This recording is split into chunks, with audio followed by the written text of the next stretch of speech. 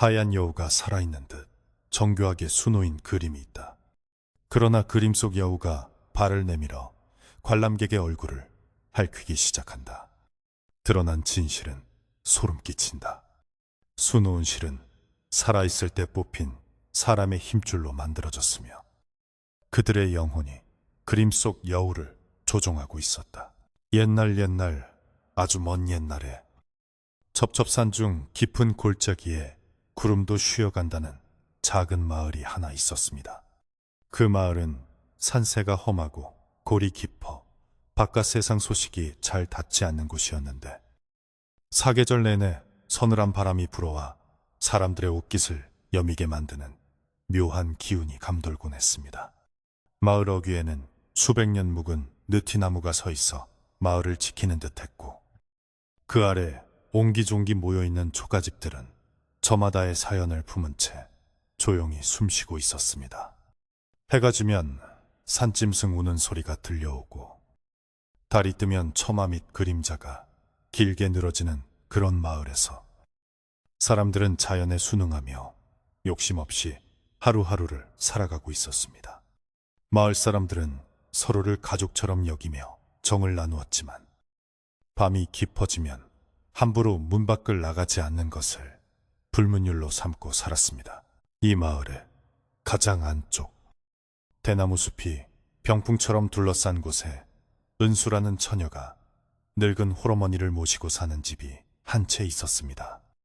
은수는 마음씨가 비단결처럼 곱고 손재주가 워낙 뛰어나서 그녀가 놓은 자수는 실제 꽃보다 더 향기가 날 것 같고 실제 나비보다 더 사뿐히 날아오를 것 같다는 칭찬이 자자했습니다.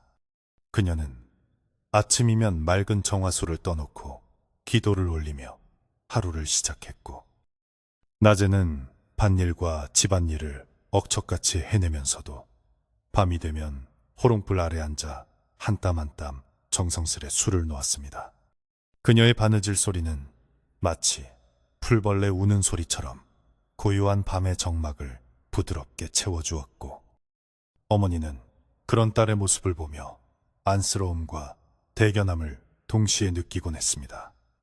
은수의 집은 비록 넉넉하지는 않았지만 늘 깨끗하게 정돈되어 있었고 마당 한 구석에 빈 봉선화처럼 소박하면서도 따뜻한 기운이 감도는 공간이었습니다.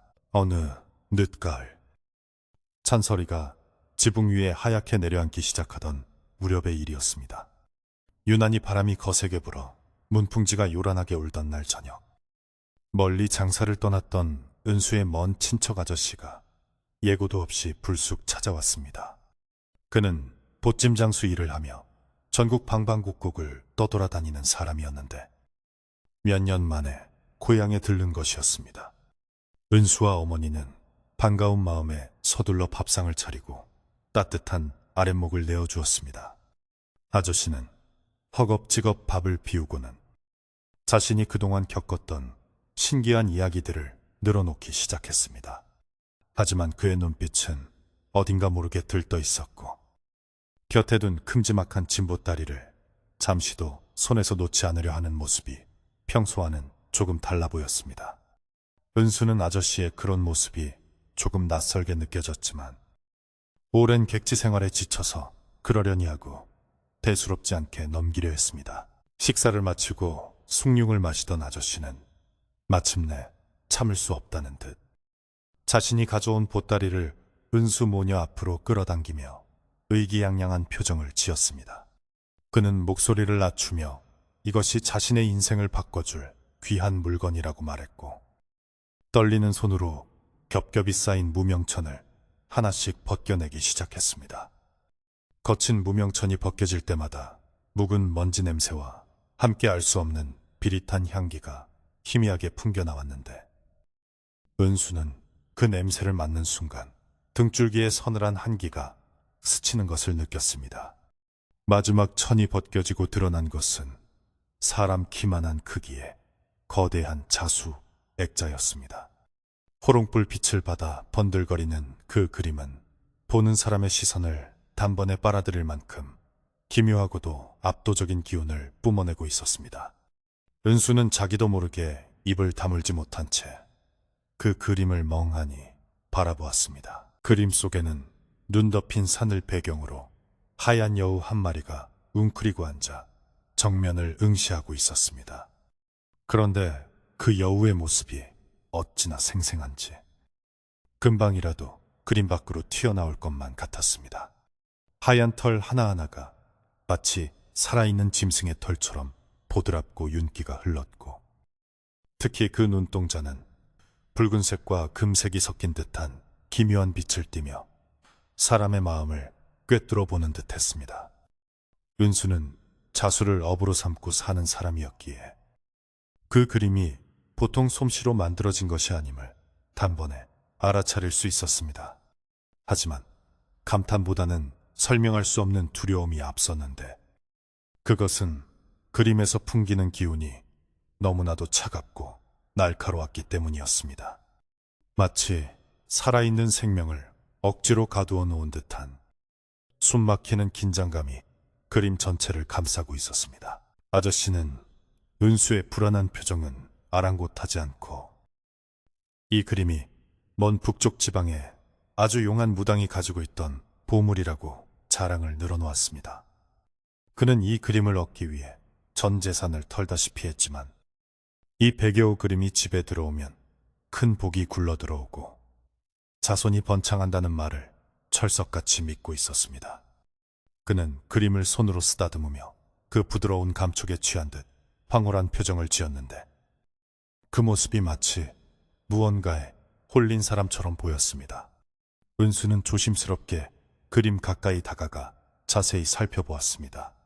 그런데 가까이서 본 자수의 실은 그녀가 평소에 쓰던 명주실이나 무명실과는 확연히 달라 보였습니다. 실이라고 하기에는 지나치게 투명하고 질겨 보였으며 빛을 받을 때마다 묘하게 붉은 기운이 감도는 것이 섬뜩하기까지 했습니다. 은수는 용기를 내어 아저씨에게 이 실이 무엇으로 만든 것이냐고 물었지만 아저씨는 그저 아주 귀한 재료라는 말만 되풀이할 뿐 정확한 대답을 피했습니다. 그는 오히려 은수에게 촌구석에 박혀 사느라 진귀한 물건을 볼 줄 모른다며 핀잔을 주었고, 당장 이 그림을 사랑방 가장 잘 보이는 벽에 걸어야 한다고 서둘렀습니다. 은수의 어머니도 왠지 모를 불안감을 느꼈는지 고개를 갸웃거렸지만 오랜만에 온 친척의 청을 거절하기가 어려워 마지못해 허락하고 말았습니다. 아저씨는 신이 나서 못과 망치를 가져와 사랑방 벽 한가운데에 그림을 걸었고, 그림이 걸리자 방 안의 공기가 순식간에 무겁게 가라앉는 듯한 착각이 들었습니다. 창호지 문을 통해 들어오는 달빛이 그림에 닿자 여우의 눈동자가 번쩍하고 빛나는 것만 같았습니다. 그날 밤 은수는 잠자리에 누워서도 좀처럼 잠을 이룰 수가 없었습니다. 사랑방 쪽에서 들려오는 바람 소리가 마치 여우가 우는 소리처럼 들리기도 했고, 누군가가 마루를 사각사각 걸어다는 듯한 인기척이 느껴지기도 했습니다. 그녀는 이불을 머리끝까지 뒤집어 썼지만 그림 속 여우의 그 서늘한 눈빛이 자꾸만 머릿속에 떠올라 가슴이 두근거렸습니다. 평소에는 따뜻하고 아늑하게만 느껴지던 집이 그날따라 낯설고 차갑게 느껴졌고, 벽 틈새로 스며드는 바람조차 날카로운 바늘처럼 살갗을 파고들었습니다.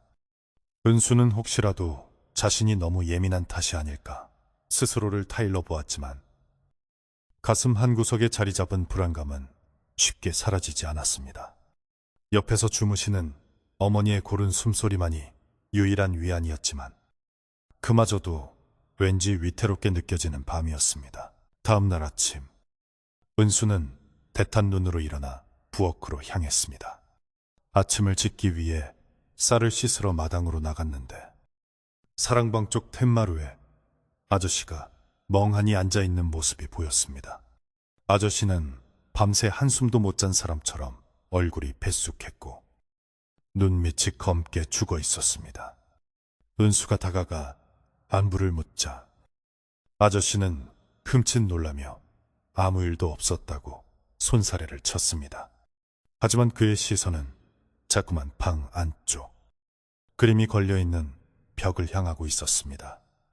아저씨는 밤새 좋은 꿈을 꾸었다고 말했지만 그의 목소리는 가늘게 떨리고 있었고 식은땀이 이마에 송골송골 맺혀 있었습니다.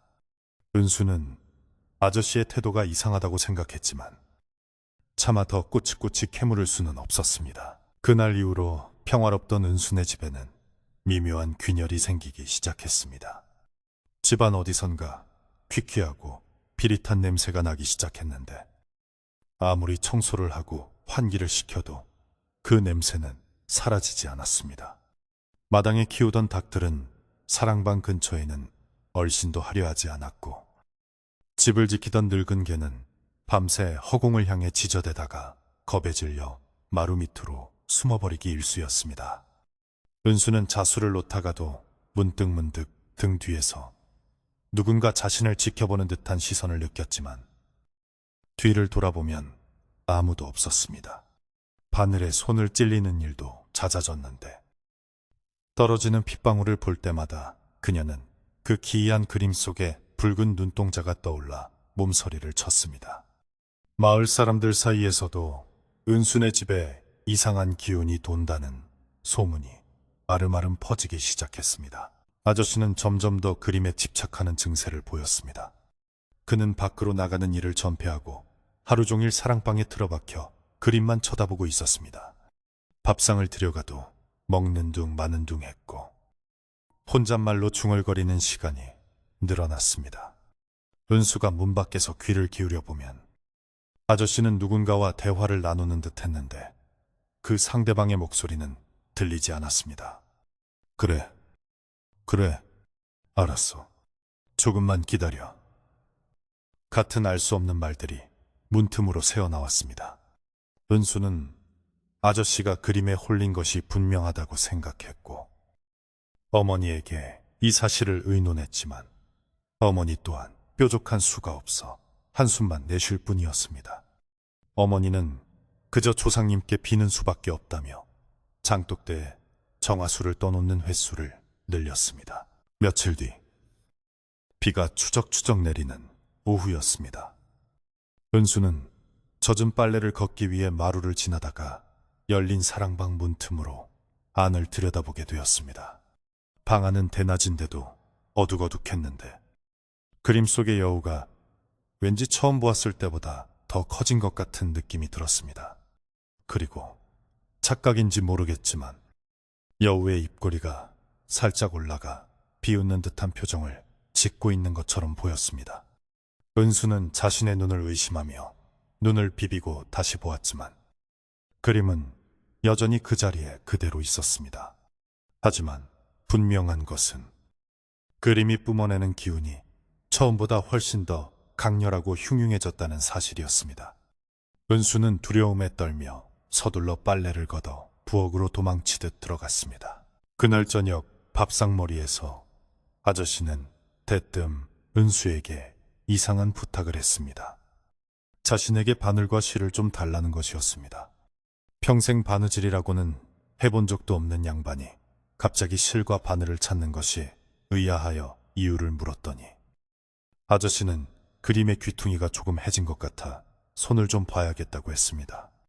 은수는 그 그림을 건드리는 것이 불길하게 느껴져 말리고 싶었지만 아저씨의 고집을 꺾을 수는 없었습니다.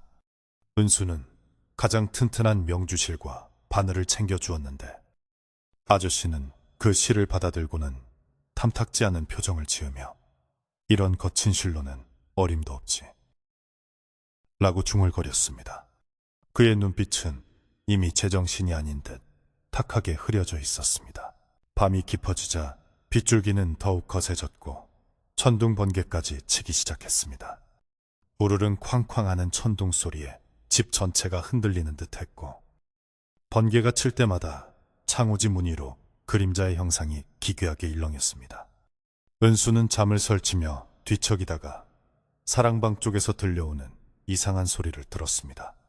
드르륵, 드르륵, 마치 짐승이 발톱으로 나무 바닥을 긁는 듯한 소리였습니다. 그리고 이어서 타닥, 타닥하고 실이 끊어지는 듯한 소리도 들려왔습니다. 은수는 공포심에 심장이 터질 것 같았지만 호기심과 걱정이 뒤섞여 조심스럽게 방을 나섰습니다. 마루를 지나 사랑방 앞에 다가선 은수는 숨을 죽이고 문에 귀를 갖다 대었습니다. 방 안에서는 아저씨의 거친 숨소리와 함께 무언가가 씹히는 듯한 소리가 들렸습니다. 은수는 손가락에 침을 발라 문구멍을 뚫고 안을 들여다보려다가 순간 멈칫했습니다. 만약 안에서 보고 있는 것이 사람이 아니라면, 혹은 사람이어서는 안 될 것을 보게 된다면, 5만 가지 생각이 머릿속을 스쳐 지나갔습니다. 그때 갑자기 방 안에서 아! 하는 아저씨의 짧은 비명 소리가 들렸습니다. 은수는 놀라서 벌벌 떨리는 손으로 문고리를 잡았습니다. 문을 열어야 할지 말아야 할지 고민하는 그 짧은 순간이 영겁의 시간처럼 느껴졌습니다. 용기를 내어 문을 벌컥 열어젖힌 은수의 눈앞에 펼쳐진 광경은 기괴하기 짝이 없었습니다. 아저씨는 방바닥에 주저앉아 자신의 손을 감싸쥐고 있었고 손가락 사이로는 붉은 피가 흐르고 있었습니다. 그리고 벽에 걸린 그림 속의 여우는 번개가 번쩍이는 찰나 은수는 분명히 보았습니다. 여우의 하얀 털에 붉은 핏방울이 튀어있는 것을, 그리고 여우의 눈동자가 아까보다 더 붉게 타오르고 있다는 것을 말입니다. 아저씨는 공포에 질린 얼굴로 뒷걸음질치며 저것이 나를 물었어 라고 소리쳤습니다. 하지만 그림은 다시 평범한 자수 그림으로 돌아가 고요하게 그들을 내려다보고 있을 뿐이었습니다. 은수는 황급히 어머니를 깨워 아저씨의 상처를 치료했습니다. 상처는 마치 날카로운 송곳이나 짐승의 이빨에 긁힌 것처럼 깊고 흉했습니다. 어머니는 혀를 차며 약초를 지식에 붙여주었지만 아저씨는 넋이 나간 사람처럼 계속해서 그림이 살아있다, 그림이 배고파한다는 알 수 없는 말만 되풀이했습니다. 은수는 떨리는 마음으로 사랑방 문을 닫고 부적이라도 붙여야 하는 게 아닌가 생각했습니다. 비바람이 몰아치는 그 밤, 은수네 집은 세상과 단절된 채 거대한 공포의 소용돌이 속으로 조금씩 빨려 들어가고 있었습니다. 다음 날 아침, 비는 그쳤지만 하늘은 여전히 잿빛 구름으로 뒤덮여 있었습니다. 마을의 분위기도 어딘가 심상치 않았습니다. 마을 우물가에 모인 아낙네들은 밤새 흉흉한 꿈을 꾸었다며 수군거렸고 산짐승들이 마을로 내려와 울부짖었다는 이야기도 들렸습니다. 은수는 물동이를 이고 집으로 돌아오면서 이 모든 일이 그 그림 때문이라는 확신을 갖게 되었습니다. 집으로 돌아온 은수는 사랑방 앞을 서성이다가 문득 마루 밑에 떨어진 무언가를 발견했습니다. 그것은 아저씨가 어젯밤 흘린 핏자국 옆에 떨어져 있던 가느다란 실오라기 하나였습니다. 은수가 그 실을 집어들자 실은 마치 살아있는 지렁이처럼 손가락을 휘감으며 꿈틀거리는 것이 아니겠습니까? 깜짝 놀라 실을 던져버린 은수는 자신의 눈을 믿을 수가 없었습니다. 그것은 분명 실이었지만 동시에 실이 아니었습니다. 차갑고 미끌미끌한 촉감, 그리고 아주 미세하게 느껴지는 맥박 같은 떨림. 은수는 그제야 아저씨가 가져온 그림이 단순한 물건이 아님을, 인간의 영역을 벗어난 무언가임을 뼈저리게 깨달았습니다. 그녀는 공포에 질려 주저앉았지만 한편으로는 가족과 집을 지켜야 한다는 강한 의지가 솟구쳐 올랐습니다. 이대로 가다가는 집에 큰 화가 닥칠 것이 분명했습니다. 은수는 결심을 굳히고 자리에서 일어났습니다. 은수는 마을에서 가장 지혜롭고 나이가 많은 꼬부랑 할머니를 찾아가기로 마음먹었습니다. 그 할머니는 젊은 시절 무당일을 돕기도 했고 마을의 온갖 기이한 일들을 겪어본 분이라 분명히 무언가 알고 있을 것이라 생각했습니다. 은수는 떨리는 가슴을 진정시키며 할머니 댁으로 향하는 오솔길을 걸었습니다. 길가에 핀 들꽃들은 모두 고개를 숙이고 있었고 바람은 숲속의 나무들을 흔들며 을씨년스러운 소리를 내고 있었습니다. 은수의 발걸음은 무거웠지만 그녀의 눈빛만은 그 어느 때보다 결연하게 빛나고 있었습니다. 이제 막 시작된 이 기이한 이야기의 서막이 은수의 운명을 어디로 이끌고 갈지. 산골 마을의 고요한 공기는 숨을 죽인 채 지켜보고 있었습니다. 은수가 꼬부랑 할머니를 만나러 가려던 발걸음을 멈춘 것은 대문 밖에서 들려오는 낯익은 기침 소리 때문이었습니다. 마치 은수의 마음을 읽기라도 한 듯. 마을에서 가장 나이 많고 신통력이 있다고 알려진 삼신 할미가 지팡이를 짚고 은수네 집 대문 앞을 서성이고 있었던 것입니다. 삼신 할미는 평소 마을 일에 좀처럼 나서지 않는 분이었으나 마을에 흉한 기운이 돌 때면 어김없이 나타나 호통을 치거나 비방을 알려주곤 했습니다. 할미는 대문 안으로 섣불리 들어오지 못한 채 마치 보이지 않는 벽에 막힌 사람처럼 지팡이로 땅만 툭툭 치고 있었습니다. 은수는 반가움과 두려움이 뒤섞인 마음으로 할미에게 달려가 인사를 올렸지만 할미의 표정은 돌처럼 굳어 있었습니다. 할미는 은수의 인사를 받는 둥 마는 둥 하더니 대뜸 찌푸린 얼굴로 집안 쪽, 특히 사랑방 쪽을 노려보며 혀를 쿡쿡 찼습니다. 할미는 은수의 손을 덥석 잡았는데 그 손아귀 힘이 어찌나 센지 은수는 깜짝 놀라고 말았습니다. 할미의 손은 거친 나무 껍질처럼 메말라 있었지만 그 안에서 느껴지는 열기는 뜨거웠습니다. 할미는 목소리를 낮춰 은수에게 물었습니다. 집안에 들이지 말아야 할 것을 들였구나. 짐승 썩는 냄새가 진동을 하는데 식구들 코에는 그게 향기로 느껴지더냐.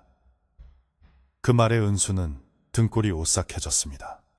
아저씨가 그림을 가져온 뒤로 집안에서 나는 비릿한 냄새를 할미는 대문 밖에서도 맡고 있었던 것입니다. 은수가 떨리는 목소리로 자초지종을 설명하려 하자 할미는 손을 들어 말을 막았습니다. 뒷말 필요 없다. 그 물건 산 것이냐 죽은 것이냐. 내 눈에는 산 것도 아니고 죽은 것도 아닌 요물단지가 보이는데 말이다. 할미의 눈빛은 예리하게 빛났고 은수는 아무 말도 할 수 없었습니다. 그때 사랑방문이 벌컥 열리더니 아저씨가 튀어나왔습니다. 아저씨는 며칠 사이에 몰라보게 수척해져 있었는데 광대뼈는 툭 붉어지고 눈은 대탁에 들어가 마치 해골이 걸어다니는 것 같았습니다. 하지만 그 눈빛만은 기이하게 번들거리고 있어 보는 사람을 소름 끼치게 만들었습니다. 아저씨는 대문 앞에 서 있는 할미를 보자마자 다짜고짜 고함을 질렀습니다. 재수없게 남의 집 앞에서 뭐하는 짓이야? 썩거지지 못해? 평소 예의 바르던 아저씨라고는 믿기지 않을 만큼 거칠고 사나운 태도였습니다. 할미는 그런 아저씨를 보며 눈 하나 깜짝하지 않고 지팡이로 바닥을 쿵 찍었습니다. 내 놈꼴을 보니 이미 반쯤은 잡아먹혔구나. 사람 탈을 썼으면 사람 말을 들어야지. 짐승 꾀임에 넘어가 제 살을 내어주고 있으니. 할미의 호통에 아저씨는 씩씩거리며 마당에 있는 빗자루를 집어들고 위협까지 했습니다. 은수가 급히 아저씨를 말리며 할미를 보호하려 했지만 아저씨의 힘은 병자라고는 믿기 힘들 정도로 강했습니다. 아저씨는 내 그림을 탐내는 거지. 이 늙은이가 내 보물을 훔쳐가려고 온 거야 라고 소리치며 발악했습니다. 그의 집착은 이미 광기에 가까웠습니다. 할미는 그런 아저씨를 가만히 응시하다가 은수에게 나직하지만 단호한 목소리로 말했습니다. 저 사내를 보아라. 지금 저게 제정신으로 하는 말이 아니다. 저 그림 속의 놈이 저 사내의 입을 빌려 지저대고 있는 게야. 할미의 말대로 아저씨의 목소리는 평소와 달리 묘하게 긁히는 듯한 쇳소리가 섞여 있었고, 억양 또한 낯선 북쪽 지방의 사투리 같은 느낌이 묻어났습니다. 은수는 그제야 아저씨가 단순히 그림에 매혹된 것이 아니라 무언가에 완전히 지배당하고 있다는 사실을 깨달았습니다. 아저씨가 빗자루를 휘두르며 난동을 부리자 결국 어머니까지 부엌에서 뛰쳐나왔습니다.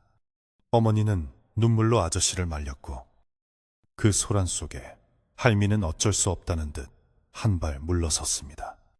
하지만 할미는 돌아서기 전 은수의 옷소매를 잡아 끌어 귓가에 알 수 없는 말을 속삭였습니다.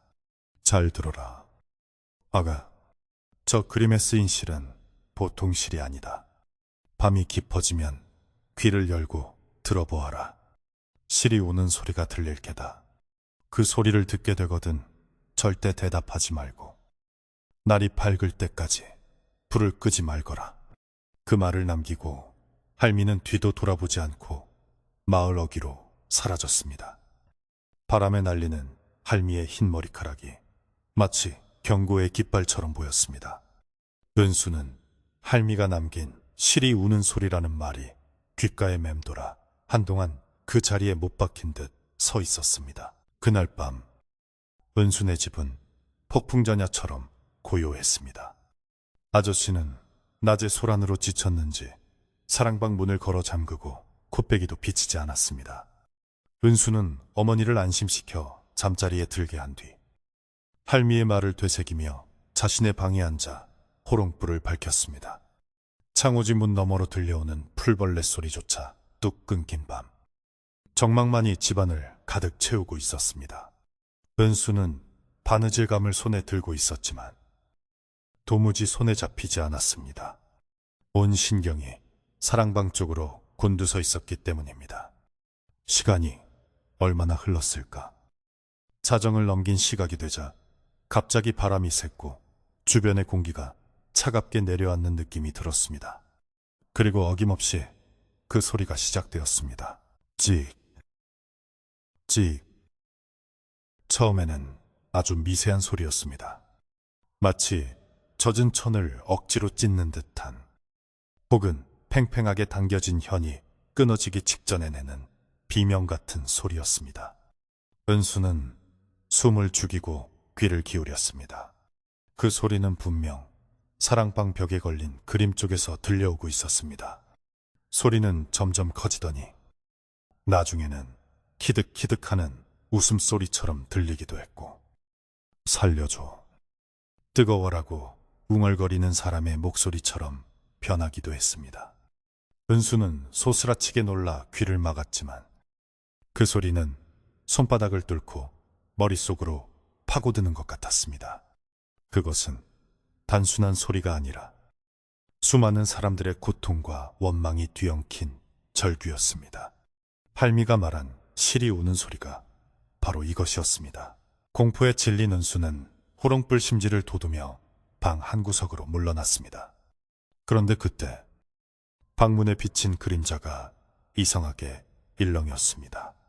방 안에는 은수 혼자뿐인데 창호지 문 위로 비친 그림자는 마치 여러 사람이 엉켜있는 듯한 형상을 하고 있었습니다. 그림자들은 춤을 추듯 흐느적거리며 움직였고, 그 움직임에 맞춰 사각사각하는 소리가 방 안을 맴돌았습니다. 그것은 마치 수천 마리의 노예가 뽕잎을 갉아먹는 소리 같기도 했고, 날카로운 발톱이 바닥을 긁는 소리 같기도 했습니다. 은수는 이것이 꿈이기를 간절히 바랐지만 차가운 방바닥에 냉기는 이것이 끔찍한 현실임을 일깨워주고 있었습니다.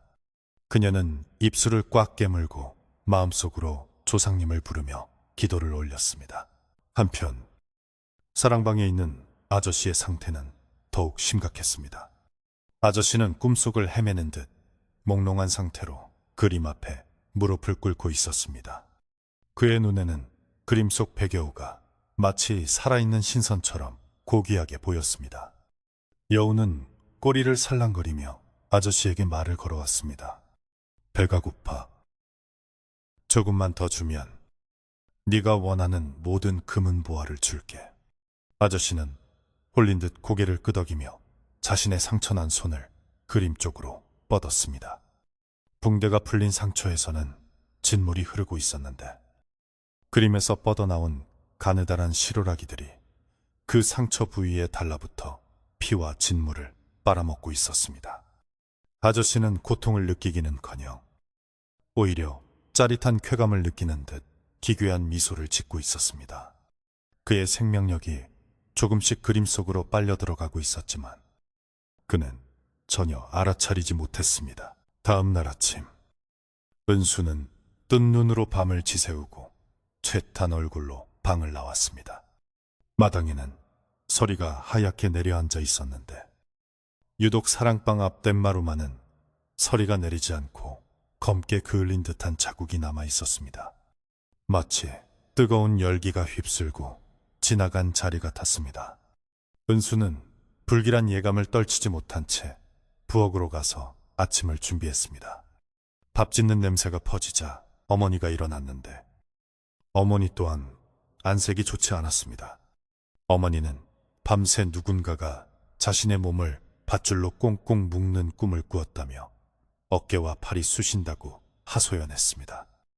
은수가 어머니의 어깨를 주물러 드리려고 옷을 걷어 올리자 놀랍게도 어머니의 팔목과 어깨에는 가느다란 붉은 실자국 같은 멍이 선명하게 남아 있었습니다. 은수는 더 이상 지체할 수 없다고 생각했습니다. 이것은 단순한 악몽이나 기분 탓이 아니었습니다. 집안 식구들의 목숨이 위험한 상황이었습니다. 그녀는 아침상을 차려 사랑방 앞에 놓아두고는 아저씨가 나오기를 기다리지 않고 몰래 사랑방 뒤편으로 돌아갔습니다. 사랑방 뒷문 창호지에는 작은 구멍이 하나 뚫려 있었는데 은수는 그 구멍을 통해 방 안을 엿보았습니다. 방 안은 난장판이 되어 있었습니다. 이불은 갈기갈기 찢겨 있었고 벽지는 곳곳이 뜯겨나가 흉물스러웠습니다. 그리고 그 한가운데 걸린 그림은 어제보다 더욱 붉고 선명해져 있었습니다. 백여우의 하얀 털은 이제 붉은 기운이 감돌아 마치 피를 머금은 듯했고 눈동자는 섬뜩할 정도로 생기가 돌았습니다. 더욱 충격적인 것은 그림 주변의 벽지 위로 뻗어나온 수많은 시로라기들이었습니다. 그림의 테두리 밖으로 삐져나온 실들은 마치 살아있는 식물의 뿌리나 덩굴처럼 벽을 타고 사방으로 뻗어나가고 있었습니다. 그 실들은 천장으로, 바닥으로, 그리고 아저씨가 누워있는 이불 쪽으로 조용히 그러나 끈질기게 영역을 확장하고 있었습니다. 은수는 그 모습을 보고 입을 틀어막았습니다. 그 실들은 단순한 자수실이 아니었습니다. 그것은 마치 살아있는 생명체의 혈관처럼 펄떡거리며 붉은 기운을 내뿜고 있었습니다. 할미가 말했던 산 것도 죽은 것도 아닌 요물단지라는 말이 뇌리를 스치고 지나갔습니다.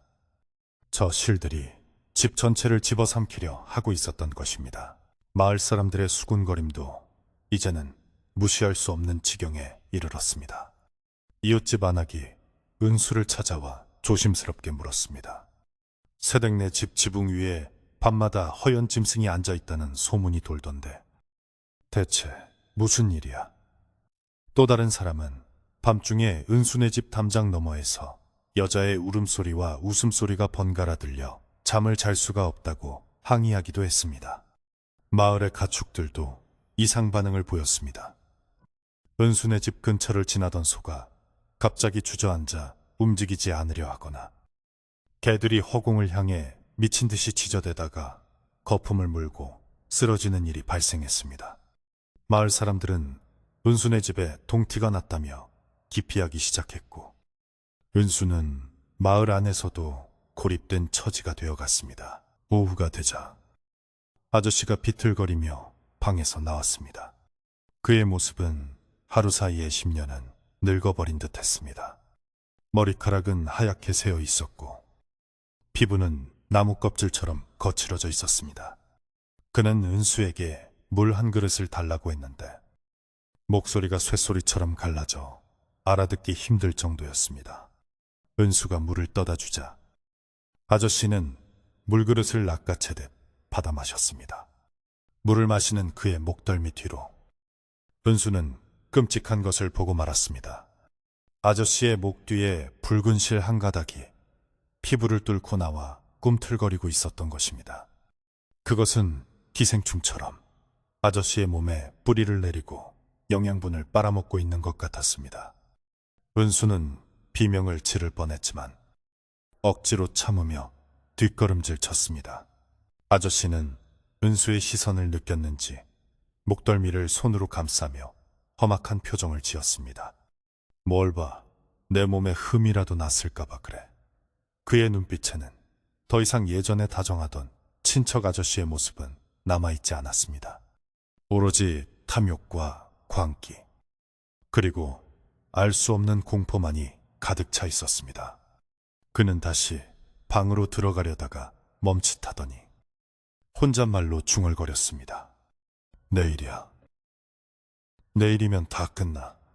내일 손님들이 오면 이 그림을 팔고 나는 부자가 되는 거야. 그는 내일 그림을 보러 올 거상들을 초대해 두었다며 은수에게 손님 맞을 준비를 똑바로 하라고 윽박질렀습니다. 이 흉흉한 상황에서 손님을 부른다니. 은수는 기가 막혔지만 아저씨의 상태가 너무나 위험해 보여 감히 대꾸할 수가 없었습니다. 저녁이 되자 하늘은 다시 어두워졌고 먹구름이 몰려와 달빛조차 가려버렸습니다. 바람은 더욱 거세게 불어 대나무 숲이 우우 하고 울부짖는 소리를 냈습니다. 은수는 부엌 한 구석에 쭈그리고 앉아 생각에 잠겼습니다. 내일 손님들이 오기 전에 무언가 결단을 내려야 했습니다. 이대로 두었다가는 아저씨뿐만 아니라 어머니, 그리고 자신까지도 저 그림 속의 괴물에게 잡아먹힐 것이 뻔했습니다. 은수는 할미가 했던 말, 실이 우는 소리를 들어라는 말을 다시 떠올렸습니다. 그리고 결심했습니다. 오늘 밤 저 그림의 정체를 반드시 밝혀내겠다고. 무서워서 피하기만 해서는 아무것도 해결할 수 없다는 것을 깨달은 것입니다. 은수는 어머니가 깊이 잠든 것을 확인한 후 자신의 바느질 상자를 챙겼습니다. 상자 안에는 그녀가 가장 아끼는 가위와 굵은 명주실, 그리고 애군을 쫓는다는 쑥 말린 것이 들어있었습니다. 그녀는 사랑방으로 향하는 마루를 조심스럽게 걸었습니다. 삐걱거리는 마루 소리가 천둥 소리처럼 크게 들렸지만 은수는 멈추지 않았습니다. 사랑방 문 앞까지 다가간 은수는 문틈으로 새어나오는 희미한 빛을 보았습니다. 아저씨는 등잔불을 켜둔 채 쓰러져 잠들어 있었고 그림은 그 위에서 군림하듯 번들거리고 있었습니다. 은수는 숨을 고르며 문고리를 잡았습니다. 손바닥에 땀이 흥건했습니다. 그때였습니다. 방 안에서 다시금 그 소리가 들려왔습니다. 이번에는 찢어지는 비명이 아니라 아주 가늘고 슬픈 노랫소리 같았습니다. 풀어주어. 풀어주어. 너무 아파. 너무 좁아. 그것은 여자의 목소리 같기도 했고 어린아이의 목소리 같기도 했습니다. 은수는 그 목소리가 그림 속에서, 정확히는 그림을 이루고 있는 그 수많은 시롤들 사이에서 흘러나오고 있다는 것을 직감했습니다. 그 소리는 은수의 가슴을 후벼 파는 듯한 슬픔을 담고 있었습니다. 은수는 문득 그 실의 재료가 무엇일지 짐작이 가기 시작했습니다. 사람의 머리카락, 짐승의 털, 아니면 그보다 더 끔찍한 무언가일지도 모른다는 생각이 머리를 스쳤습니다. 은수는 떨리는 손으로 문을 살짝 열었습니다. 문이 열리자마자 훅 끼쳐오는 냉기와 썩은 냄새에 헛구역질이 났지만 그녀는 입을 막고 방 안으로 발을 들여놓았습니다. 잠든 아저씨의 숨소리는 불규칙했고 가끔씩 고통스러운 신음소리를 냈습니다. 은수는 그림 앞으로 다가갔습니다. 가까이서 본 그림은 멀리서 볼 때와는 전혀 달랐습니다. 여우의 털 하나하나가 미세하게 떨리고 있었고 그 털을 이루고 있는 실들은 마치 살아서 숨쉬는 핏줄처럼 보였습니다. 은수는 조심스럽게 손을 뻗어 그림의 귀퉁이에 삐져나온 실 한 가닥을 만져보려 했습니다. 할미가 맨손으로 만지지 말라고 했지만 확인해야만 했습니다. 손가락 끝이 실에 닿는 순간 은수는 감전된 듯 온몸이 찌릿한 충격을 받았습니다. 그리고 눈앞에 환상 같은 것이 스쳐 지나갔습니다. 어두운 방, 묶여있는 사람들, 그들의 몸에서 무언가를 억지로 뽑아내는 장면, 고통에 찬 비명소리, 그리고 붉게 물든 실타래들. 은수는 비명을 지르며 뒤로 물러났습니다. 그 환상은 너무나 생생하고 끔찍해서 다리가 풀릴 지경이었습니다.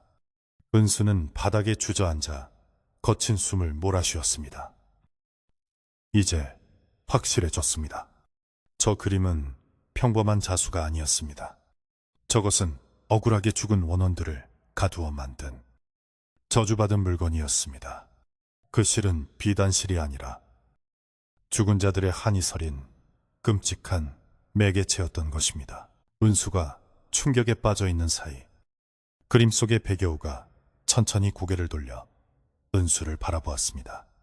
그림인 줄로만 알았던 여우의 눈동자가 실제로 움직여 은수와 눈을 마주친 것입니다. 여우의 입꼬리가 찢어지듯 올라가며 기괴한 웃음을 흘렸습니다. 너도 들어오고 싶니? 너도 내 털이 되고 싶어? 여우의 목소리는 은수의 머릿속에서 직접 울리는 듯 했습니다. 은수는 공포에 질려 아무 말도 할 수 없었습니다. 방 안의 공기가 소용돌이치며 은수를 그림 쪽으로 끌어당기는 듯 했습니다. 은수는 바닥에 있는 문틀을 붙잡고 버텼습니다. 지금 이 방에서 나가야 한다. 도망쳐야 한다는 생각뿐이었습니다. 하지만 은수는 도망치는 대신 품속에 있던 가위를 꺼내 들었습니다. 그녀는 자수를 놓는 사람으로서 실이 잘못 꿰어지면 그것을 끊고 다시 시작해야 한다는 것을 누구보다 잘 알고 있었습니다. 이 잘못된 매듭을 끊을 수 있는 사람은 오직 자신뿐이라는 생각이 들었습니다. 비록 두려움에 손은 떨리고 있었지만 은수의 눈빛만은 흔들리지 않았습니다. 그녀는 가위를 꽉 쥐고 그림을 향해 겨누었습니다. 그러자 그림 속의 여우가 털을 곤두세우며 낮은 으르렁거림을 토해냈습니다. 방 안의 등잔불이 미친 듯이 일렁이며 꺼질 듯 말 듯 위태롭게 흔들렸습니다.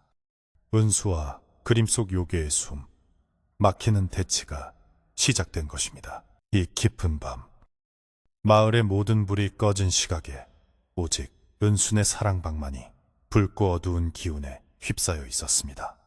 내일 아침이 밝기 전까지 이 방 안에서 무슨 일이 벌어질지 아무도 알 수 없었습니다. 은수는 마른 침을 삼키며 자신의 운명을 건 싸움을 준비했습니다. 벽에 걸린 여우 그림은 이제 완전히 본색을 드러내고 은수를 집어삼킬 듯이 노려보고 있었습니다. 과연 은수는 이 끔찍한 저주의 실타래를 끊어내고 가족을 지킬 수 있을까요? 밤바람이 문풍지를 세차게 두드리며 다가올 비극을 예고하듯 울부짖고 있었습니다. 은수는 가위를 쥐고 그림을 향해 달려들었으나 보이지 않는 거대한 벽에 부딪힌 듯 튕겨나가고 말았습니다. 쾅 하는 소리와 함께 방문에 등을 부딪힌 은수는 숨이 턱 막혀 주저앉았고 가위는 손에서 미끄러져 바닥을 굴렀습니다. 방 안의 공기는 마치 끈적한 기름처럼 변해 은수의 팔다리를 휘감아 죄어오는 듯했고 그림 속의 배겨우는 오만하게 은수를 내려다보며 붉은 혀를 날름거리는 환영을 보여주었습니다. 그것은 단순한 그림이 아니라 이미 강력한 요기를 지닌 괴물이나 다름없었습니다. 잠들어 있던 아저씨가 그 소란의 눈을 번쩍 떴는데 그의 눈동자는 흰자가 보이지 않을 만큼 검게 변해 있었고 입가에는 알 수 없는 거품을 물고 있었습니다. 아저씨는 은수를 알아보지 못하는 듯 짐승 같은 괴성을 지르며 베개를 집어던졌고, 은수는 공포와 절망감에 휩싸여 쫓겨나듯 사랑방을 빠져나와야만 했습니다. 마당으로 나온 은수는 거칠게 몰아쉬며 떨리는 가슴을 진정시켰지만, 등 뒤에서 들려오는 아저씨의 미친 듯한 웃음소리는 밤하늘을 찢을 듯 메아리 쳤습니다. 새벽녘이 밝아오고 있었지만 마을에는 짙은 안개가 깔려 한 치 앞도 분간하기 어려웠습니다.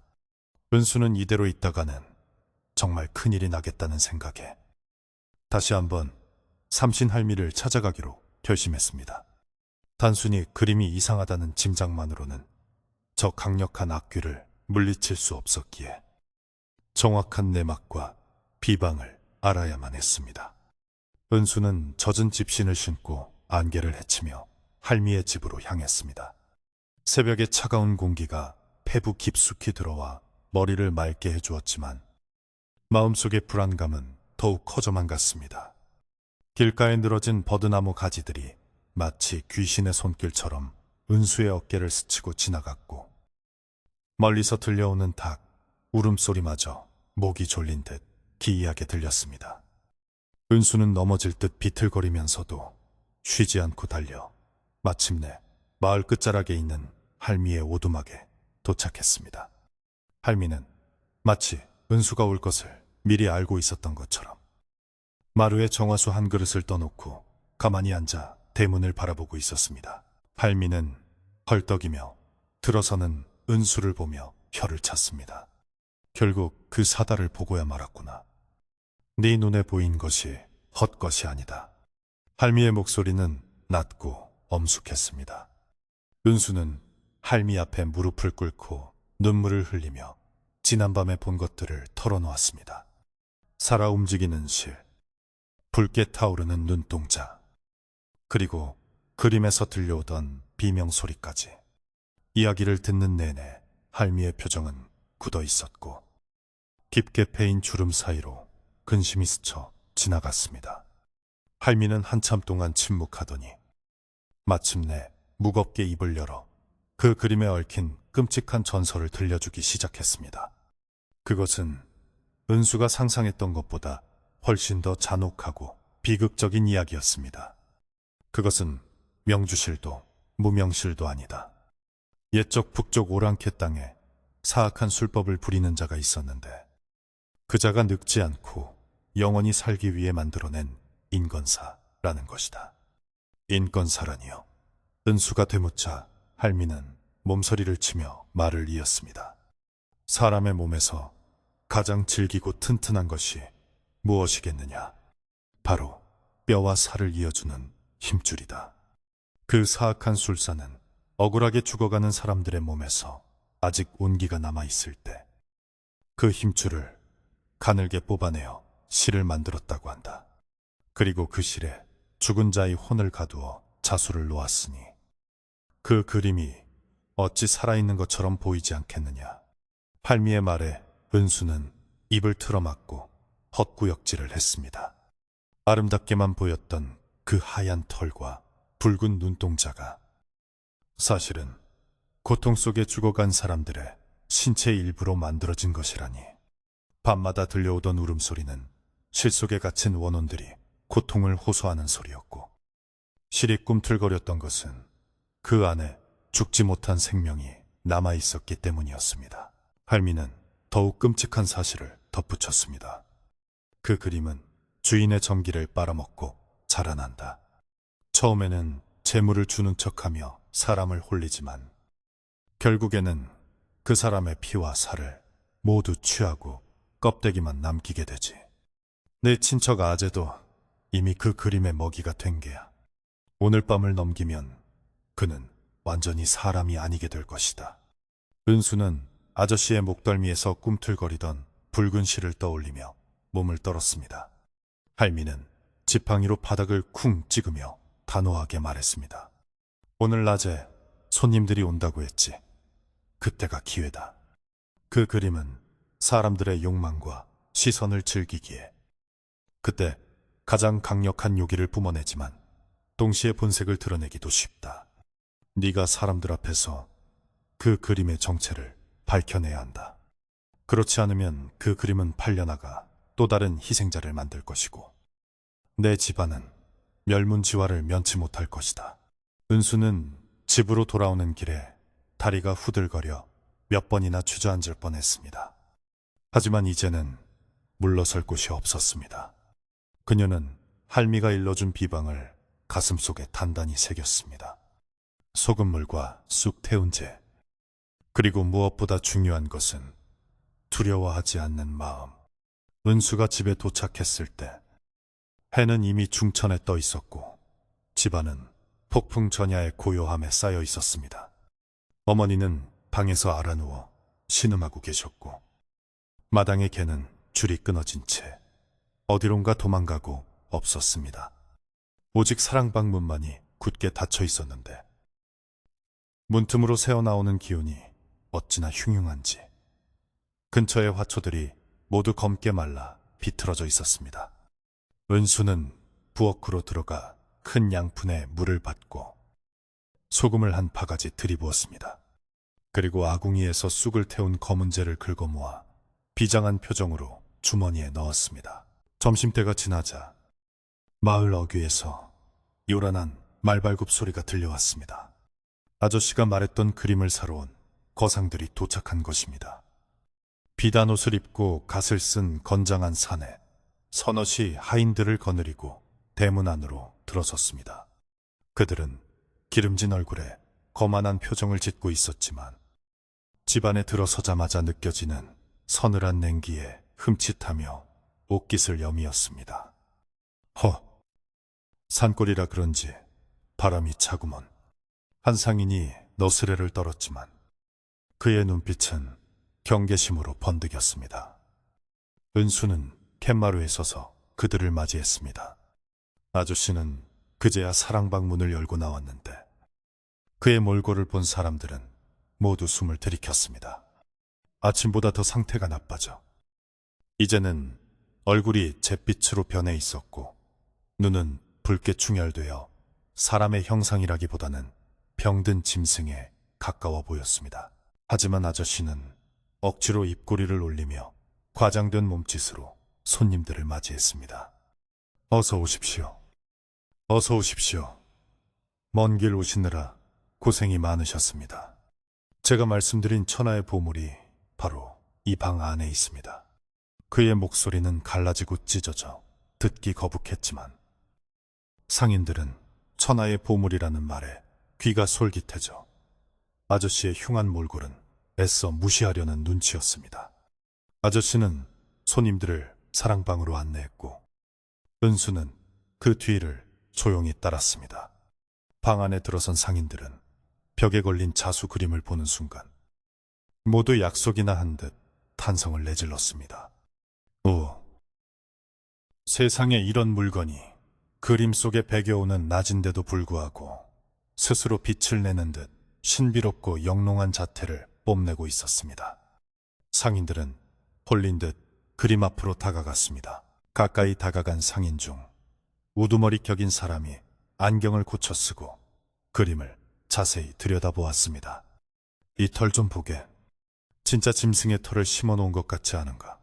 아니, 털 하나하나가 살아 움직이는 것 같아. 그는 감탄하며 손을 뻗어 그림을 만지려 했습니다. 그 순간 은수는 보았습니다. 그림 속 여우의 눈동자가 그 상인의 손길을 따라 스윽 움직이는 것을. 그리고 아주 미세하게 그림 표면의 실들이 곤두서며 상인의 손가락을 향해 촉수처럼 뻗어나오려는 것을 말입니다. 은수는 가슴이 철렁했지만 아직은 때가 아니라는 생각에 주먹을 꽉 쥐고 참았습니다. 아저씨는 옆에서 침을 튀기며 자랑을 늘어놓았습니다. 이 그림은 신선이 내려와 직접 술을 놓았다는 전설이 있습니다. 이 그림을 집에 두면 금은보화가 산처럼 쌓이고 자손이 왕이 된다고 하지요. 상인들은 아저씨의 말에 반신반의하면서도 그림이 뿜어내는 기묘한 매력에 완전히 압도당해 있었습니다. 그들은 서로 눈짓을 교환하며 값을 흥정하기 시작했습니다. 1000냥을 주겠소. 아니, 내가 1500냥을 내겠소. 가격은 순식간에 천정부지로 치솟았고 아저씨의 눈은 탐욕으로 번들거렸습니다. 하지만 돈 이야기가 오갈수록 방 안의 공기는 더욱 무거워졌고 어디선가 찍, 찍 하는 천 찢어지는 소리가 희미하게 들려오기 시작했습니다. 상인 중 한 명이 고개를 갸웃거리며 주위를 둘러보았습니다. 이게 무슨 소리여? 어디서 쥐가 갉아먹는 소리가 나는데? 아저씨는 당황하며 이 집이 낡아서 그렇습니다. 신경 쓰지 마십시오. 라고 둘러댔지만 소리는 점점 더 커져만 갔습니다. 그때 그림의 변화가 육안으로 보일 만큼 뚜렷해졌습니다. 여우의 하얀 털 부분에 붉은 반점이 하나둘씩 피어오르기 시작한 것입니다. 마치 하얀 눈 위에 핏방울이 떨어져 번지는 것 같은 형상이었습니다. 상인들은 웅성거리기 시작했습니다. 저게 뭐지? 그림에 얼룩이 묻었나? 아니, 색깔이 변하고 있어. 아저씨는 당황하여 소매로 그림을 문질러 닦으려 했지만 붉은 얼룩은 지워지기는커녕 점점 더 넓게 퍼져나갔습니다. 그리고 문지르는 아저씨의 소매 끝에 끈적한 붉은 액체가 묻어나왔습니다. 그것은 물감이 아니라 분명한 피였습니다. 아저씨는 비명을 지르며 뒤로 물러났고 상인들은 공포에 질려 얼굴이 하얗게 질렸습니다. 이 혼란을 틈타 은수가 앞으로 나섰습니다. 그녀의 손에는 소금물이 담긴 양푼이 들려 있었고 허리춤에는 쑥채가 든 주머니와 가위가 꽂혀 있었습니다. 은수는 떨리는 목소리지만 또렷하게 외쳤습니다. 모두 물러서세요. 저것은 그림이 아닙니다. 사람을 잡아먹는 요물입니다. 상인들은 갑작스러운 은수의 등장에 놀라 쳐다보았고 아저씨는 분노에 차서 은수에게 달려들려 했습니다. 이년이 다 된 밥에 재를 뿌리려 해? 아저씨가 은수의 멱살을 잡으려는 순간 그림 속에서 콰득하는 소리가 나더니 굵은 실타래 하나가 채찍처럼 튀어나와 아저씨의 발목을 휘감았습니다. 아저씨는 으악 하고 비명을 지르며 바닥으로 고꾸라졌습니다. 모두가 경악하여 얼어붙은 그 순간 은수는 주저하지 않고 소금물을 한 바가지 퍼서 그림을 향해 힘껏 뿌렸습니다. 박규야, 물러가라. 소금물이 그림에 닿자 치익 하는 소리와 함께 하얀 연기가 피어올랐고 그림 속에서 짐승의 울부짖음과 사람의 비명이 뒤섞인 끔찍한 소리가 터져나왔습니다. 뜨거워, 아파, 죽여버릴 거야. 그 목소리는 방 안에 있는 모든 사람의 고막을 찢을 듯 울렸습니다. 상인들은 혼비백산하여 방문을 박차고 도망치려 했지만 문은 굳게 닫힌 채 열리지 않았습니다. 방 안은 순식간에 아수라장이 되었고 그림은 이제 완전히 본색을 드러내어 붉은 핏줄 같은 실들을 사방으로 뻗어내며 방 안에 모든 것을 파괴하기 시작했습니다. 은수는 공포에 다리가 후들거렸지만 바닥에 쓰러져 실에 끌려가고 있는 아저씨를 보았습니다. 아저씨는 살려달라고 처절하게 외치며 손톱이 빠지도록 바닥을 긁고 있었습니다. 비록 탐욕의 눈이 멀어 집안을 망칠 뻔한 사람이었지만 그대로 죽게 내버려 둘 수는 없었습니다. 은수는 주머니에서 쑥채를 꺼내 허공에 뿌리며 그림을 향해 한 발짝씩 다가갔습니다. 쑥채가 흩날리는 곳마다 실들은 움츠러들며 고통스러워했습니다. 할미의 말대로 쑥의 기운이 사악한 요기를 잠시나마 누르고 있는 것이었습니다. 이제 남은 것은 단 하나. 이 모든 저주의 근원인 심장 매듭을 찾아 끊어내는 것뿐이었습니다. 은수는 가위를 다시 꽉 쥐어잡으며 붉게 타오르는 여우의 눈을 똑바로 응시했습니다.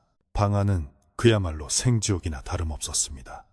그림에서 쏟아져 나온 붉은 실들은 마치 굶주린 뱀떼처럼 꿈틀거리며 방바닥과 천장을 뒤덮었고 거상들은 구석에 처박혀 서로를 붙잡고 벌벌 떨고 있었습니다.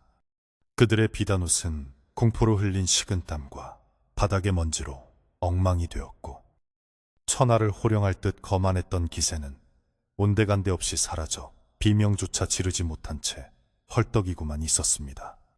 실들은 그들의 발목을 노리며 스르륵 다가갔다가 은수가 뿌린 소금물에 기운이 닿으면 치익하는 소리와 함께 움츠러들기를 반복했습니다. 하지만 그 기세가 워낙 맹렬하여 소금물의 효력도 점차 떨어져 가고 있었고, 방 안 가득 찬 비릿한 혈향은 사람들의 정신을 혼미하게 만들고 있었습니다. 은수는 매캐한 쑥 냄새와 피비린 내 속에서 가위를 고쳐주며 이를 악물었습니다. 아저씨는 이미 반쯤 그림 속으로 빨려 들어가고 있었습니다. 발목을 감은 실타래는 엄청난 힘으로 그를 그림 쪽으로 끌어당겼고, 아저씨의 하반신은 마루바닥을 긁으며 질질 끌려갔습니다. 그는 손톱이 뒤집어지도록 문지방을 붙잡고 버텼지만 인간의 힘으로 요물의 괴력을 당해낼 수는 없었습니다. 은수야, 은수야, 나 좀 살려다오. 내가 잘못했다. 내가 눈이 멀었어. 아저씨의 절규는 처절했습니다. 그의 얼굴은 공포와 후회로 일그러져 있었고, 눈물과 콧물이 범벅이 되어 차마 눈 뜨고 볼 수 없는 지경이었습니다. 그림 속의 배겨우는 아저씨의 고통을 즐기기라도 하듯 붉은 눈을 번뜩이며 키득키득하는 기괴한 웃음소리를 흘려보냈습니다. 그 웃음소리는 방 안의 공기를 진동시키며 듣는 이의 심장을 조여왔습니다. 은수는 아저씨를 구하기 위해 필사적으로 앞으로 나아갔습니다. 공중에서 춤추던 실가닥들이 은수의 앞을 가로막으며 채찍처럼 날아들었습니다. 탁! 타닥! 실이 은수의 어깨와 팔을 스칠 때마다 옷감이 찢어지고 붉은 생채기가 났지만 은수는 고통을 느낄 겨를도 없었습니다. 그녀는 주머니에 남은 쑥재를 한 줌 쥐어 허공에 힘껏 뿌렸습니다. 검은 재가 흩날리자 맹렬하게 공격하던 실들이 잠시 주춤하며 길을 터주었습니다. 은수는 그 틈을 놓치지 않고 바람처럼 몸을 날려 그림 바로 앞까지 다가갔습니다. 이제 그녀와 여우 사이에는 불과 한 팔 간격밖에 남지 않았습니다. 가까이서 본 여우의 형상은 끔찍함 그 자체였습니다. 털 하나하나가 고통에 몸부림치는 사람들의 얼굴 형상을 하고 있었던 것입니다. 네가 감히 내 식사를 방해하느냐. 그림 속 여우가 입을 벌리자 썩은 고기 냄새 같은 악취가 풍겨나왔고, 우레와 같은 호통 소리가 은수의 머릿속을 강타했습니다. 그 목소리는 은수의 의지를 꺾으려는 듯 위협적이었고, 동시에 달콤한 유혹을 속삭이기도 했습니다. 이 가위를 내려놓으면 너에게 영원한 아름다움을 주마. 네가 원하는 모든 것을 줄 수 있어. 저 늙은이 하나만 내어주면 돼.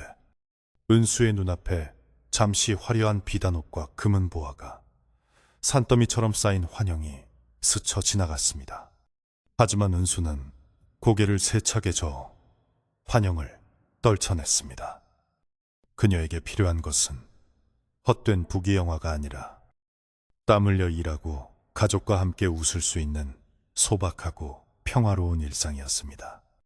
은수의 눈빛이 흔들리지 않자 여우는 더욱 사납게 으르렁거렸습니다. 은수는 할미가 말했던 심장 매듭을 찾기 위해 여우의 가슴 부위를 노려보았습니다.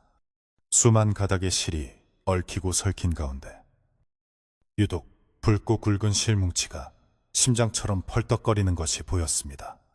그 매듭은 규칙적으로 수축과 이완을 반복하며 그림 전체에 붉은 기운을 공급하고 있었습니다. 저것이 바로 이 끔찍한 저주의 핵이자 수많은 원혼들을 묶어두고 있는 족쇄였습니다. 은수는 숨을 깊게 들이마시며 가위에 날을 벌렸습니다. 손이 미친 듯이 떨려왔지만 그녀는 바느질을 할 때 실을 바늘귀에 꿰던 집중력을 떠올렸습니다. 단 한 번의 기회, 단 한 번의 가위질로 모든 것을 끝내야 했습니다.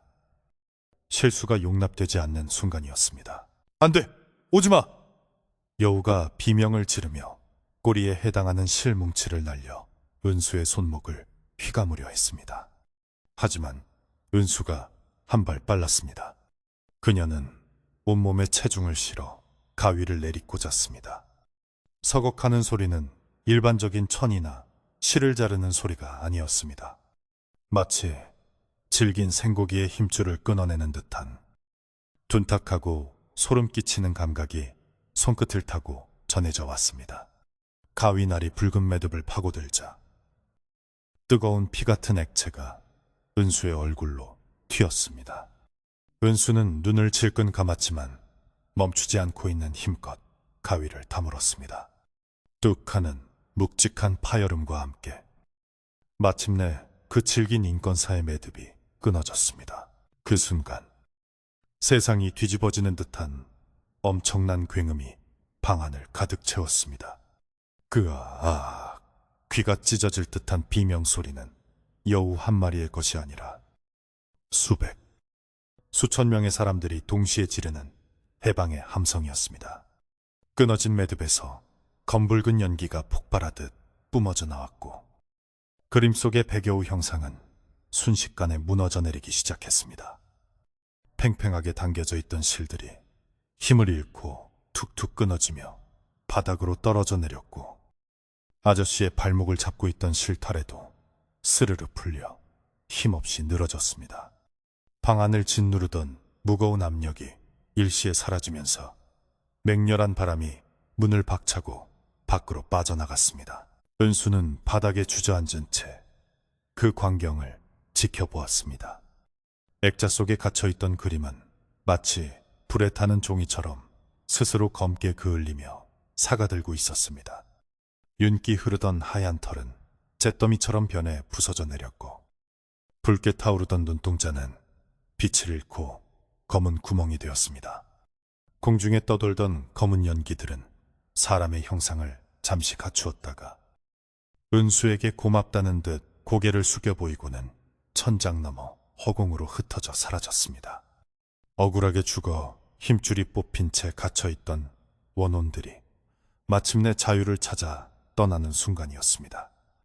방 안에는 이제 매캐한 연기와 퀴퀴한 먼지 냄새만이 남아 이곳에서 있었던 치열한 사투를 증명하고 있었습니다. 굳게 닫혀있던 방문이 삐거덕 소리를 내며 열리자 구석에 처박혀 있던 거상들은 누가 먼저랄 것도 없이 비명을 지르며 밖으로 뛰쳐나갔습니다. 그들은 신을 생각조차 하지 못하고 맨발로 마당을 가로질러 대문 밖으로 도망쳤습니다. 귀신이다. 귀신이 나왔다. 그들의 목소리는 밤하늘 멀리 메아리쳐 사라졌고 다시는 이 마을에 얼씬도 하지 않을 기세였습니다. 아저씨는 마루의 대자로 뻗어 거친 숨을 몰아쉬고 있었습니다. 다행히 목숨은 건졌지만 그의 머리카락은 하룻밤 사이에 완전히 백발로 변해 있었고 몸은 나뭇가지처럼 앙상하게 말라 있었습니다. 그는 멍하니 천장만 바라보며 눈물만 주르륵 흘리고 있었습니다. 자신의 탐욕이 불러온 참혹한 결과를 온몸으로 받아들이는 듯 했습니다. 소란이 잦아들자 어머니가 사시나무 떨듯 떨며 방으로 들어왔습니다. 어머니는 바닥에 주저앉아 있는 은수를 끌어안고 엉엉 울음을 터뜨렸습니다. 아이고, 내 새끼. 다친 데는 없니? 이게 무슨 날벼락이야. 은수는 어머니의 품에 안겨서야 긴장이 풀리며 참았던 눈물을 쏟아냈습니다. 모녀는 서로를 부둥켜 안고 한참을 울었고 그 울음소리는 공포에 질린 울음이 아니라 안도와 생환의 기쁨이 담긴 울음이었습니다. 은수는 떨리는 손으로 어머니의 등을 토닥이며 말했습니다. 이제 다 끝났어요. 어머니, 이제 아무도 우리를 괴롭히지 못해요. 그녀의 목소리는 쉬어 있었지만 그 어느 때보다 단단했습니다. 잠시 후 은수는 정신을 차리고 자리에서 일어났습니다. 아직 할 일이 남아 있었습니다. 그녀는 마당에 있는 빗자루와 쓰레받기를 가져와 방바닥에 널브러진 그림의 잔해들을 쓸어 담기 시작했습니다.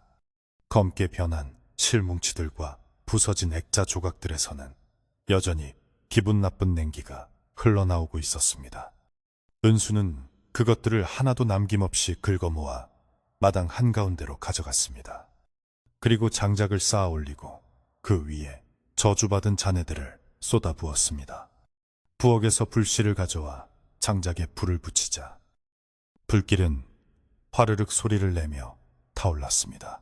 보통의 물건이라면 금방 탔겠지만 이 흉물스러운 잔해들은 타면서 검은 그름을 내뿜고 피익하는 기괴한 소리를 냈습니다. 불길 속에서 역한 노린내가 진동을 했지만 은수는 코를 막지 않고 그 광경을 끝까지 지켜보았습니다. 이것은 단순한 소각이 아니라 집안에 들이닥친 부정과 애군을 완전히 씻어내는 정화의 의식이었습니다.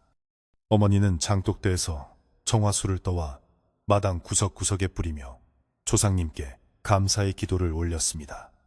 불길이 점점 거세지며 검은 연기를 하늘 높이 태워보내자 하늘을 가리고 있던 먹구름이 서서히 걷히고 맑은 달이 모습을 드러내기 시작했습니다. 달빛이 마당을 환하게 비추자 집안을 감싸고 있던 음산한 기운도 눈 녹듯 사라져갔습니다. 불이 다 사그라들고 하얀 재만 남았을 때쯤 아저씨가 비틀거리며 마루로 나왔습니다. 그는 불타버린 재를 멍하니 바라보다가 힘없는 목소리로 입을 열었습니다.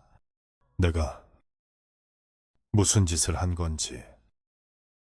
귀신에 홀려도 단단히 홀렸었구나. 그의 눈빛에서 광기는 사라지고 깊은 회한과 슬픔만이 남아 있었습니다. 은수는 아저씨에게 따뜻한 숭늉 한 그릇을 건넸습니다. 아저씨는 떨리는 손으로 그릇을 받아들고 눈물 젖은 숭늉을 마셨습니다. 비록 몸은 쇠약해졌고 재산은 잃었지만 숭늉의 온기가 그의 차가워진 가슴을 조금이나마 녹여주기를 바라는 은수의 마음이었습니다. 아저씨는 은수에게 연신 미안하다, 고맙다는 말을 되뇌었습니다. 날이 밝자 마을 사람들이 하나둘 은수네 집 대문 기웃거렸습니다. 지난밤 거상들이 혼비백산하여 도망치는 것을 보았고 은수네 집에서 검은 연기가 치솟는 것을 보았기 때문입니다. 은수는 대문을 활짝 열고 이웃들을 맞이했습니다. 사람들은 흉흉했던 그림이 사라지고 맑은 기운이 감도는 집안을 보며 안도의 한숨을 내쉬었습니다. 은수는 구체적인 끔찍한 이야기는 묻어두고 그저 낡은 물건에 안 좋은 기운이 있어 태워버렸다고만 짧게 설명했습니다.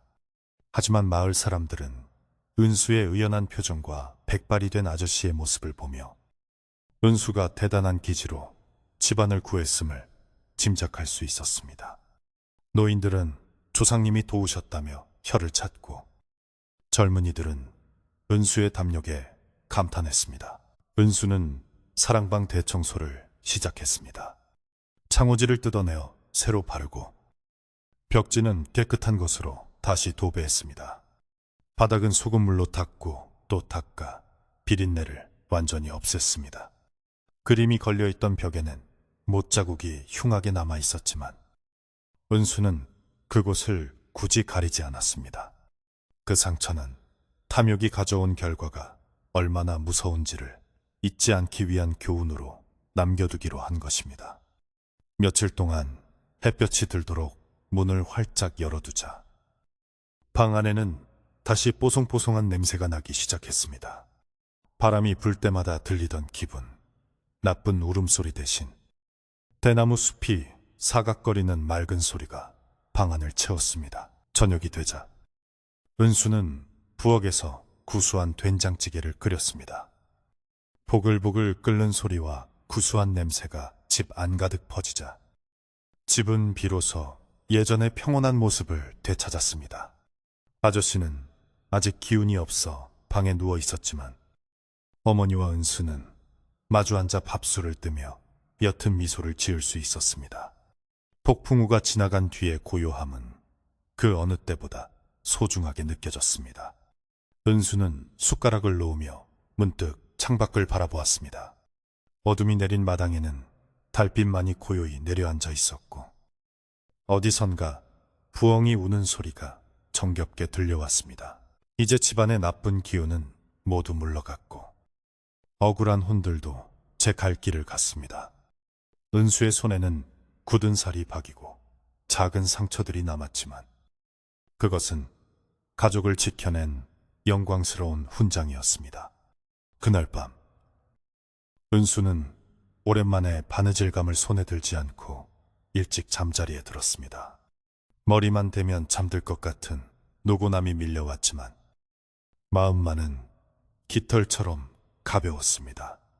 잠들기 전 은수는 마음속으로 삼신할미에게 감사의 인사를 올렸습니다.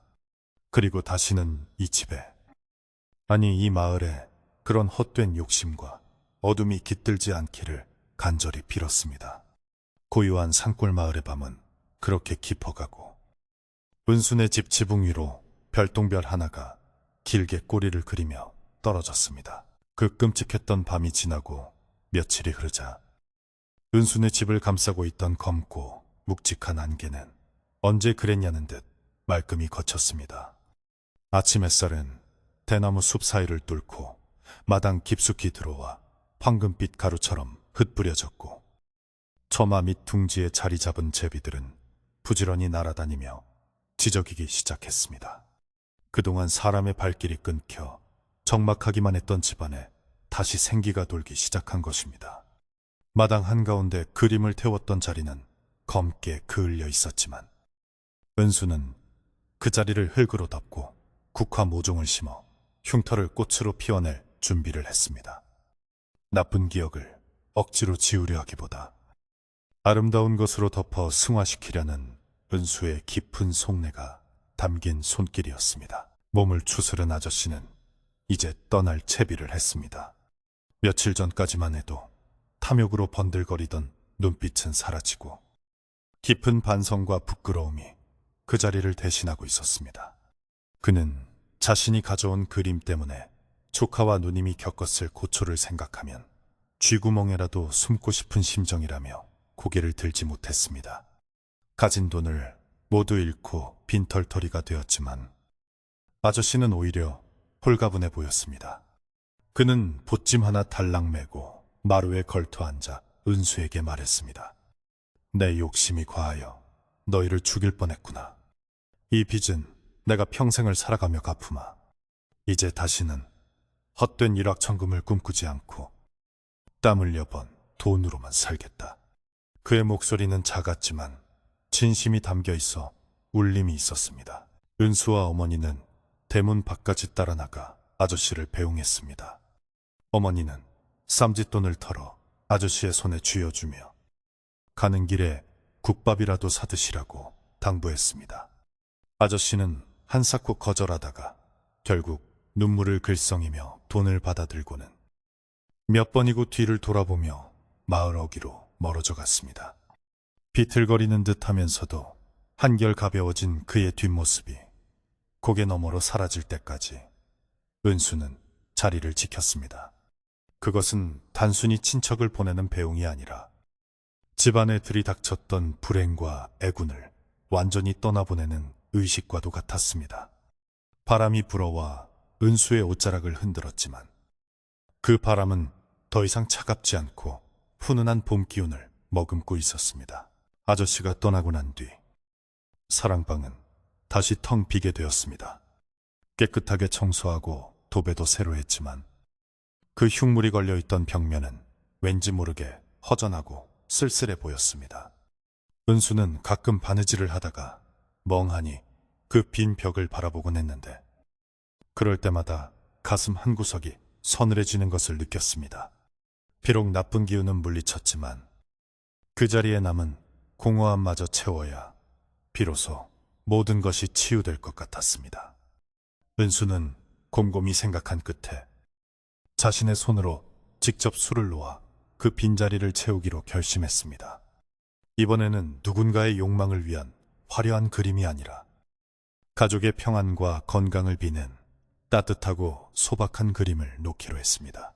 은수는 장날 읍내에 나가 가장 질 좋고 깨끗한 무명천과 고운 명주실을 사왔습니다. 그리고 새벽마다 정화수를 떠놓고 목욕제기하며 마음을 가다듬었습니다. 그녀가 놓으려는 수는 화려한 금실이나 은실을 쓴 것이 아니라 자연의 색을 그대로 담은 은은한 색실들이었습니다. 은수는 사랑방 문을 열어두고 따사로운 햇살 아래 앉아 한 땀 한 땀 바늘을 움직였습니다. 그녀가 선택한 도안은 활짝 핀 매화나무였습니다. 추운 겨울을 이겨내고 가장 먼저 꽃을 피우는 매화처럼 시련을 겪은 집안이 다시 단단하게 일어서기를 바라는 염원을 담은 것이었습니다. 사각 바늘이 천을 통과하는 소리는 마치 봄비가 내리는 소리처럼 경쾌하고 맑았습니다. 마을 사람들도 은수네 집의 변화를 반겼습니다. 처음에는 귀신 소동이 있었다며 꺼리던 사람들도 은수가 마루에 앉아 평온한 얼굴로 자수를 놓는 모습을 보며 하나둘씩 마시를 오기 시작했습니다. 이웃집 아주머니는 갓 쪄낸 옥수수를 한 바구니 들고 왔고, 건너 마을 할아버지는 산에서 캤다며 귀한 약초를 슬며시 마루에 놓고 가기도 했습니다. 그들은 은수가 겪은 일에 대해 꼬치꼬치 캐묻지 않았습니다. 그저 은수의 굳은 살, 박인 손을 잡아주며 고생 많았다.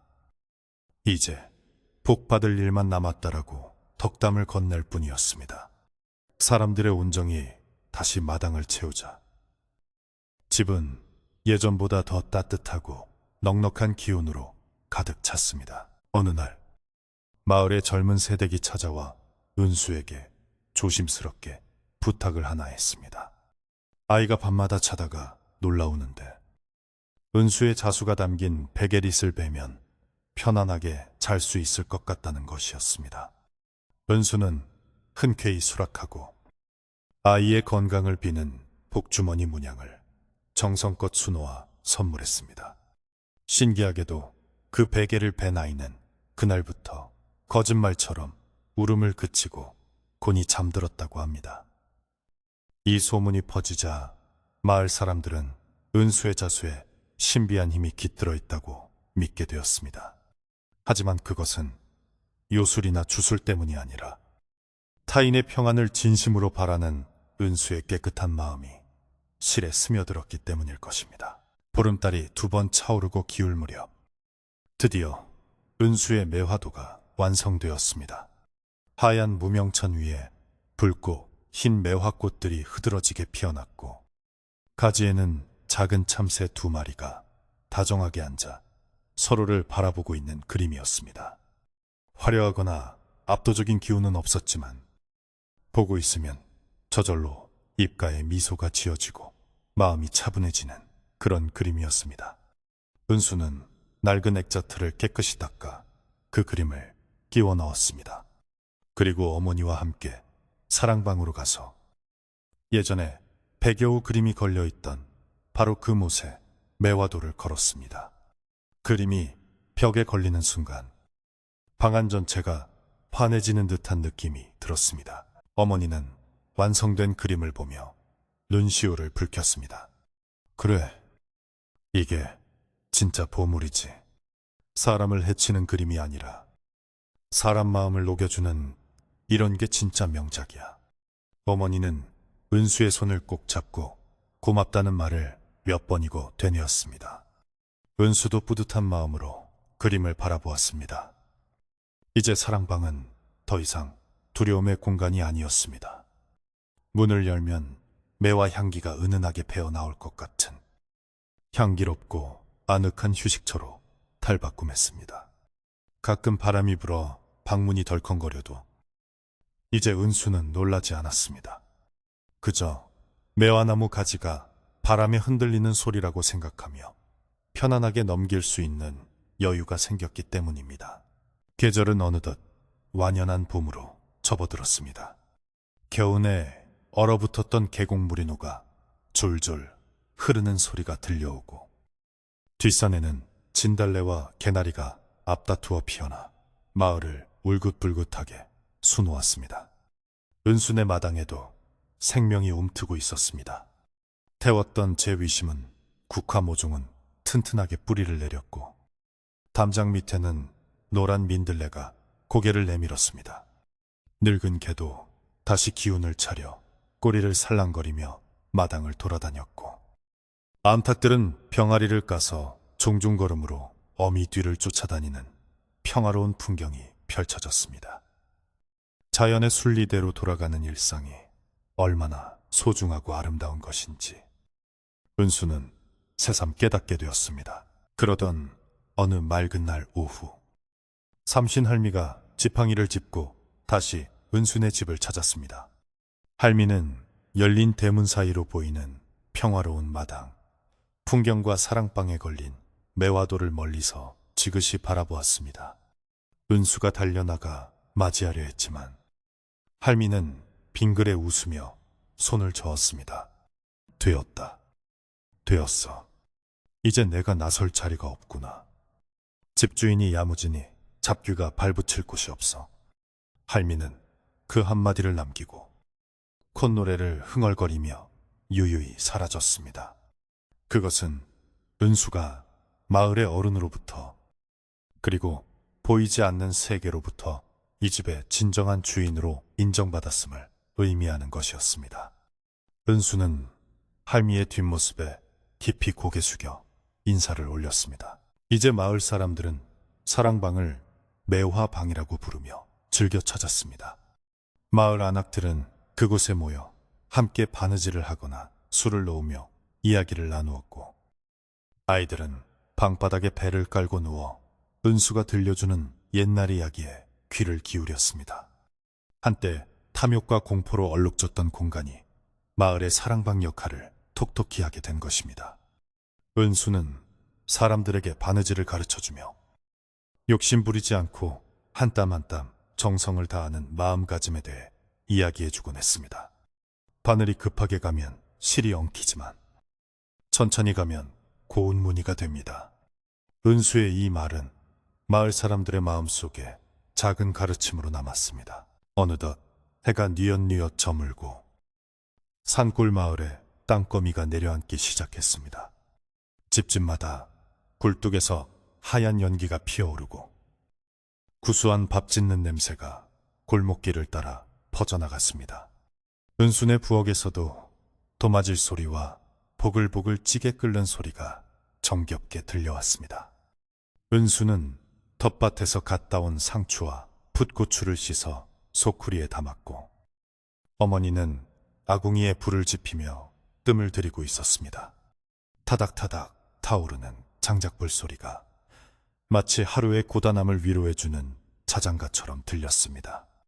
모녀는 작은 소반에 밥상을 차려 마루로 들고 나왔습니다. 밤하늘에는 별들이 하나둘 켜지기 시작했습니다. 따뜻한 김이 모락모락 나는 하얀 쌀밥에 된장찌개 그리고 소박한 나물 반찬이 전부였지만 그 밥상은 세상 어느 진수성찬보다 풍요롭고 맛깔스러웠습니다. 은수와 어머니는 서로의 밥 위에 반찬을 올려주며 오순도순 저녁을 먹었습니다. 오늘 된장이 아주 잘 끓여졌구나. 어머니가 담근 장맛이 좋아서 그렇지요. 소소한 대화가 오가는 사이 밤벌레들이 풀숲에서 합주를 시작했습니다. 밥을 다 먹고 난 뒤 은수는 따뜻한 숙맥을 마시며 밤하늘을 올려다 보았습니다.